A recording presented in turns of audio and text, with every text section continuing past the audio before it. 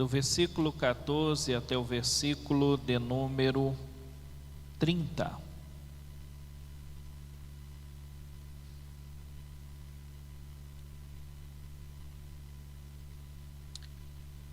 Glórias a Jesus. Evangelho segundo escreveu Mateus, capítulo de número 25, a partir do versículo 14. O sermão continua a parábola dos 10 talentos. Eu vou ler um versículo e vocês estarão lendo outro. Porque isto é também como um homem que, partindo para fora da terra, chamou os seus servos e entregou-lhe os seus bens.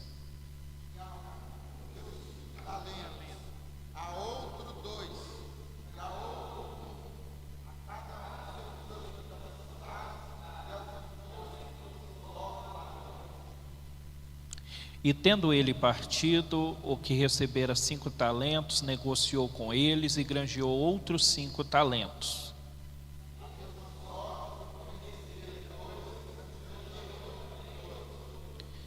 Mas o que recebera 1 foi, cavou na terra e escondeu o dinheiro do seu senhor.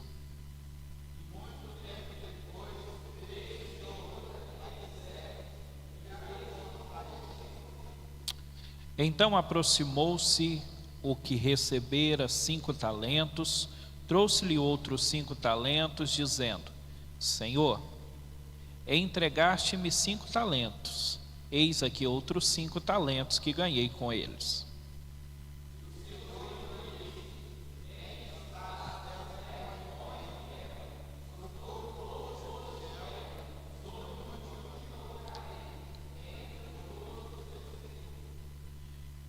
E chegando também o que tinha recebido 2 talentos, disse: Senhor, entregaste-me 2 talentos, eis que com ele ganhei outros 2 talentos.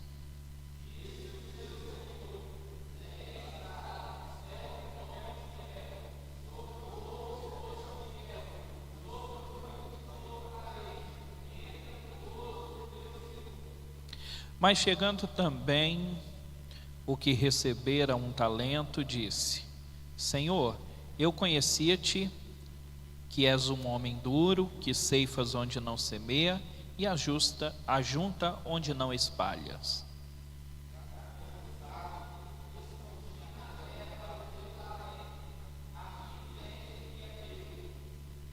Respondendo, porém, o seu senhor, disse-lhe: Mau e negligente servo, sabes que ceifa onde não semeio e ajunto onde não espalhei.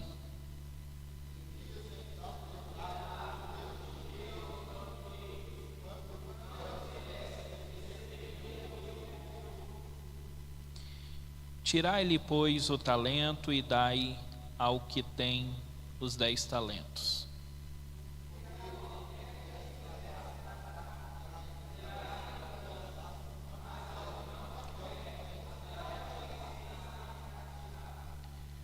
Lançai, pois, o servo inútil nas trevas exteriores, ali haverá pranto e ranger de dentes.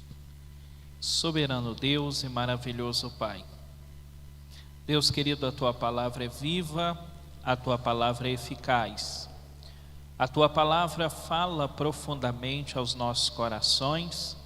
E por isso, Senhor Deus amado, é que nós estamos aqui por causa da Tua palavra. Pedimos, Senhor Deus amado, que cada dia a Tua presença esteja nos orientando, nos direcionando e nos guiando, em nome de Jesus, em nome de Jesus. Querido, se assente por alguns minutos. Desde o capítulo de número 24 de Mateus, nós vamos observar o Senhor chamando a atenção sobre a sua vinda, sobre a volta do Senhor Jesus. Nós olhamos no capítulo de número 24, nós vamos ver sinais da vinda do Senhor, nós vamos ver sinais da segunda vinda do Senhor, que será depois da grande tribulação. É muito importante, quando lemos Mateus capítulo de número 24, não confundirmos os sinais da vinda do Senhor no final da grande tribulação com os sinais do arrebatamento da igreja. Quando nós olhamos para o capítulo de número 25, ele começa falando sobre as 10 virgens, né? E é muito interessante observarmos a parábola das 10 virgens, porque o que faltava para aquelas loucas, na verdade, era a reserva de azeite. Quando nós olhamos para o contexto pelo qual nós estamos vivendo, vem a mesma pergunta ao nosso coração: se Jesus demorar ainda por mais 30 anos, será que nós conseguiremos permanecer firmes mediante a situação que nós observamos o mundo hoje indo de mal a pior? Hoje, quando nós olhamos para o que está acontecendo ao redor do mundo, guerras, rumores de guerra, e a cada dia se aproxima a Terceira Guerra Mundial. A qualquer momento, a Terceira Guerra Mundial ela será estourada, explodida no mundo, e a Terceira Guerra Mundial, com certeza, ela terá no seu ápice a guerra nuclear. Hoje, quando nós olhamos, por exemplo, para a Rússia, a Rússia ela tem ogivas nucleares que dá para destruir o mundo inteiro em poucos segundos. E quando nós olhamos para isso e olhamos para o contexto que nós estamos vivendo, a cada dia guerras e rumores de guerras, todos os sinais da palavra do Senhor se cumprindo diante dos nossos olhos. E quando nós olhamos, por exemplo, para o que nós passamos há pouco tempo atrás, falando da pandemia, nós olhamos para o contexto de forma geral e parece que todo mundo já esqueceu, parece que já se passou e parece que não se lembra mais. Até aquelas pessoas que durante a pandemia buscaram ao Senhor, buscaram a presença de Deus, hoje se sentem tão seguros novamente que já não querem mais saber do Senhor, não querem mais saber da presença do Senhor. Mas quando nós olhamos para o contexto geral do mundo, nós podemos observar que, assim como a palavra do Senhor diz que no final dos tempos viria muitas pestes, enfermidades e todas estas coisas, eu não sei se vocês têm observado, mas Uberlândia entrou essa semana em um alerta geral novamente sobre uma questão de doença gravíssima respiratória, e inclui o Covid e mais outras doenças respiratórias. Uberlândia já está com todos os seus 60 e poucos leitos de UTI preenchidos. Se alguém precisar de uma UTI hoje, não tem mais lugar. Então agora Uberlândia já entra numa emergência para poder estar buscando aí mais médicos para poder trabalhar e buscando aí também possíveis leitos para poder estar atendendo a população. Quando nós olhamos para o contexto geral, olhando a cada dia se houve uma notícia de uma nova peste em algum lugar do país, em algum lugar do mundo, e tendo grandes possibilidades de se alastrar pelo mundo inteiro. Se você perguntasse para mim e falasse: pastor, o senhor acha que vai haver mais alguma doença semelhante ao Covid? A pergunta não é se vai ser, a pergunta é quando. A pergunta é que dia que vai começar. Que isso vai acontecer, eu não tenho dúvida nenhuma. A pergunta é quando que isso vai acontecer. E quando nós olhamos para todo este contexto nós precisamos observar o texto que eu li aqui para vocês, de Mateus capítulo de número 25, versículo de número 14 em diante, que fala sobre a parábola dos talentos. Quando eu olho para o contexto do que está acontecendo no mundo, e aqui eu não quero nem citar os últimos acontecimentos que vocês sabem muito bem que está acontecendo no sul, mas quando nós olhamos para isso, nós começamos a ver que verdadeiramente o Senhor está voltando para buscar a sua igreja. E quando eu vejo essas pestes, quando eu vejo esses tsunamis, terremotos e tantas outras coisas que estão acontecendo no Brasil e no mundo inteiro, eu não consigo deixar de pensar que Deus tem um propósito não somente para o mundo, mas Deus tem um propósito nisso também para a sua igreja. Deus tem um propósito nisso para o povo de Deus, que muitas vezes anda desapercebido, anda preocupado com tantas coisas, preocupado com tantas situações, e muitas vezes estão esquecendo de ganhar almas, estão esquecendo que nós estamos neste mundo de passagem, e enquanto nós estivermos aqui, nós precisamos saquear o inferno e povoar o céu. A missão da igreja é evangelizar, a missão da igreja é ganhar almas.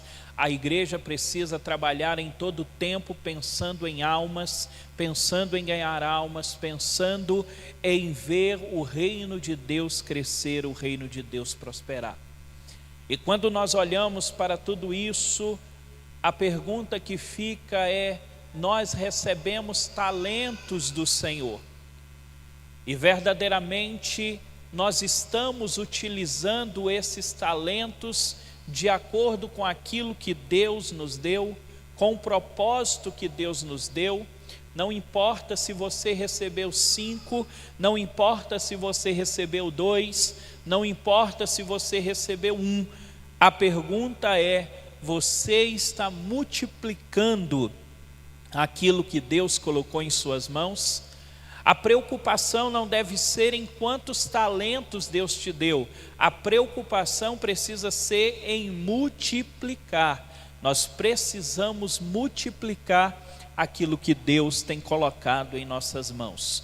Com o passar dos tempos, com o passar dos dias, com o passar a cada dia, nós acabamos nos prendendo a tantas coisas, nos prendendo a tantos projetos, nos prendendo a tantas coisas que são legítimas e boas, mas muitas vezes nós nos deixamos esquecer de ganharmos almas para o reino de Deus.